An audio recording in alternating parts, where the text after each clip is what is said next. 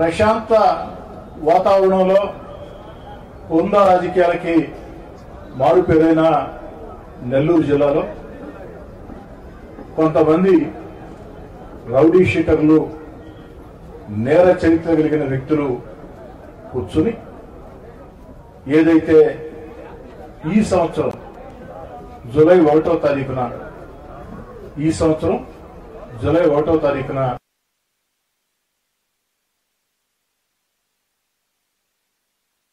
షాకు గురైన పరిస్థితి.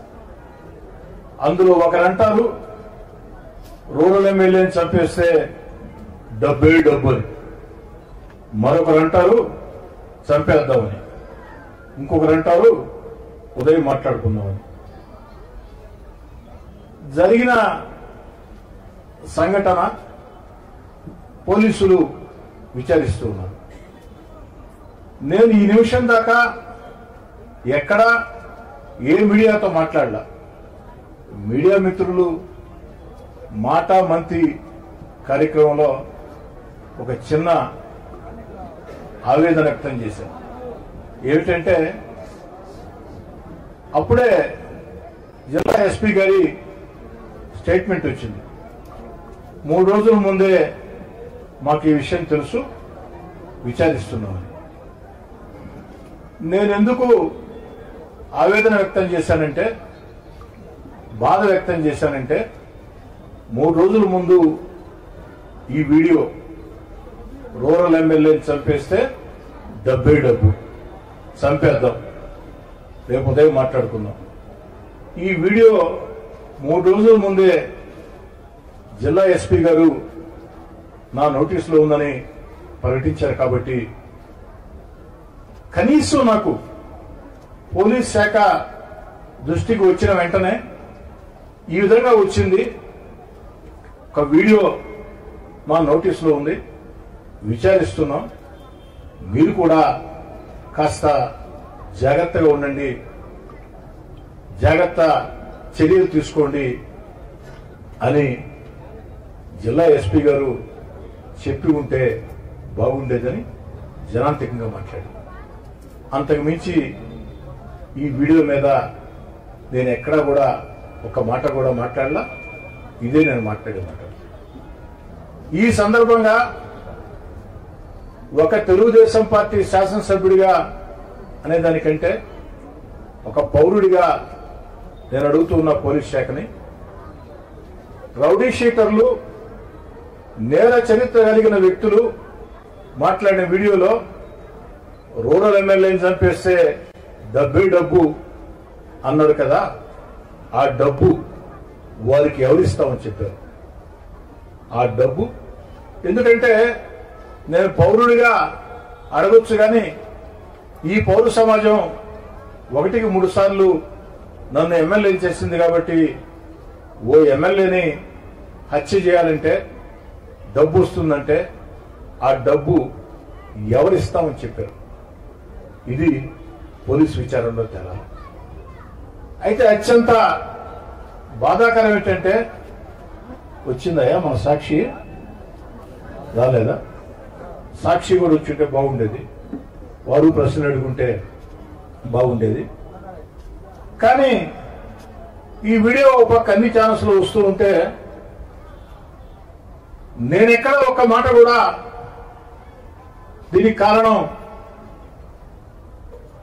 ఎవరోని నేను మాట్లాడకముందే గుమ్మడికాయలా దొంగ ఎవరు అంటే భుజాలు తౌడుకున్నట్టు వైఎస్ఆర్ కాంగ్రెస్ పార్టీ మీడియా రోత పత్రిక సాక్షి ప్రవర్తిస్తుంది.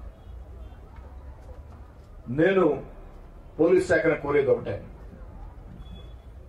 ఎవరు నన్ను చంపితే ఆ కోర్టు డబ్బు ఇస్తామన్నది ఎవరు? డబ్బే డబ్బు అన్నారు. ఆ డబ్బు ఎవరు ఇస్తామని చెప్పారు? దయచేసి దాన్ని తేల్చండి. తేల్చాల్సిన బాధ్యత పోలీస్ యంత్రాంగం మీద ఉంది. అయితే ఇలాంటి బుడ్డ బెదిరింపుల్ని నేను కాదు కదా, నా మనవడు నా మనవరాలు కూడా లెక్క చేయరు. వైఎస్ఆర్ కాంగ్రెస్ పార్టీ నేతలారా, వైఎస్ఆర్ కాంగ్రెస్ పార్టీ నేతలారా,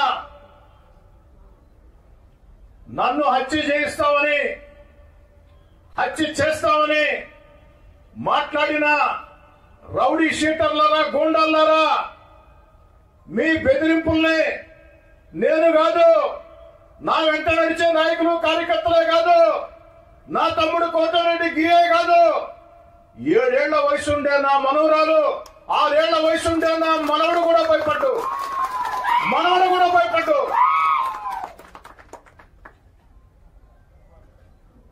ఎవరు జీవితకాలం బతకరు అంటే భూమి ఉన్నంతకాలం ప్రతి మనిషికి ఏదో ఒక రోజు మరణం వస్తుంది.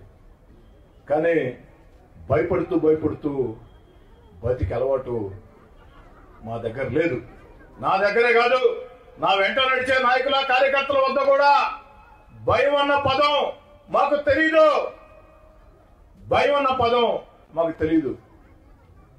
కాబట్టి ఇలాంటి బుడ్డ బెదిరింపుల్ని లెక్క చేసే వ్యక్తిని కాదు అని చెప్పని తెలియజేస్తూ, నా చివరి శ్వాస ఉన్నంత వరకు, ఓపిక ఉన్నంత వరకు, ఊపిరి ఉన్నంత వరకు ప్రజా జీవితంలో కొనసాగుతాం, ప్రజల మధ్యలో ఉంటాం. ఈ 14 నెలల్లో చంద్రబాబు నాయుడు గారి ఆశీస్సులతో, పవన్ కళ్యాణ్ గారి ఆశీస్సులతో, నారా లోకేష్ గారి ప్రోత్సాహంతో, జిల్లాలో ఉన్న 2 మంత్రులు పొంగూరు నారాయణ గారు, ఆనవ రామనారాయణ గారి సహకారంతో, పార్లమెంటు సభ్యులు వేమిరెడ్డి ప్రభాకర్ రెడ్డి గారి సహాయ సహకారాలతో, ఆ దేవుడి దయతో నెల్లూరు రూరల్ నియోజకవర్గంలో 300 కోట్లతో అభివృద్ధి పనులు చాలా వరకు పూర్తయి ఇంకొన్ని పూర్తి కావాల్సి ఉన్నాయి. రూరల్ నియోజకవర్గంలో ఎవరైనా నా వద్దకు వచ్చి సమస్య ఉంది అంటే, ఎలాంటి సమస్య అయినా అది పరిష్కారం కావాలా అనే తత్వం నాది. ఎవరు ఫోన్ చేసినా, ఏ సమయంలో ఫోన్ చేసినా ఫోన్ ఎత్తి సమాధానం చెప్పి ఆ బాధల్లో కష్టాల్లో ఉన్న వ్యక్తులకి వెంట నడిచే తత్వం నాది. కాబట్టి నెల్లూరు రూరల్ నియోజకవర్గంలో మరింత ఉత్సాహంతో ఈ అభివృద్ధి పనులు ముందుకు సాగిస్తాం. చంద్రబాబు నాయుడు గారు పెట్టిన సంక్షేమ పథకాలు అరువులకు అందిస్తాం. కష్టం నష్టం అని ఏ ఒక్కరు వచ్చినా అండగా నిలబడతాం. చివరి శ్వాస ఉన్నంత వరకు కూడా ప్రజా జీవితంలో కొనసాగుతాం. ఇలాంటి బెదిరింపుల్ని లెక్క చేయనని చెప్పి తెలియజేస్తూ సెలవు తీసుకుంటాం.